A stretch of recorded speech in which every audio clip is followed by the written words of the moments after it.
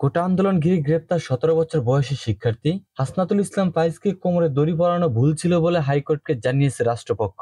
সোমবার ২৯ জুলাই বিচারপতি মোহাম্মদ খুরশিদ আলম সরকার ও বিচারপতি মোহাম্মদ মনিরুজ্জামানের সমন্বয়ে গঠিত হাইকোর্ট বেঞ্চে রাষ্ট্রপক্ষ অতিরিক্ত অ্যাটর্নি জেনারেল শেখ মোহাম্মদ মুর্শিদ এ কথা বলেন। এর আগে রোববার ২৮ জুলাই ফাইজকে দড়ি বেঁধে পুলিশ ভ্যানে তোলা এবং রিমান্ডে নেওয়ার বিরুদ্ধে রিট আবেদন করেন আইনজীবী ডক্টর শাহদিন মালিক। শুনানিকালে রাষ্ট্রপক্ষের আইনজীবী অতিরিক্ত অ্যাটর্নি জেনারেল শেখ মোহাম্মদ মোর্শেদ হাইকোর্টকে বলেন, ওই শিক্ষার্থীর রিমান্ডে নেওয়া হবে না, তার পরিবার আদালতে জামিন আবেদন নিয়ে গেলে তা বিবেচনা করা হবে, আর এক্ষেত্রে শিশু আইনে পদক্ষেপ নেওয়া হবে। হাইকোর্ট বলেন, তার বাবা সব ডকুমেন্টস দেখিয়েছে যে ছেলেটির বয়স ১৭, কিন্তু ম্যাজিস্ট্রেট তা বিবেচনা করেননি। আদালত আরো বলেন, ধ্বংসযজ্ঞ হয়েছে, কিন্তু এমন দু একটা ঘটনার জন্য পুরো বিষয়টি প্রশ্নবিদ্ধ হবে।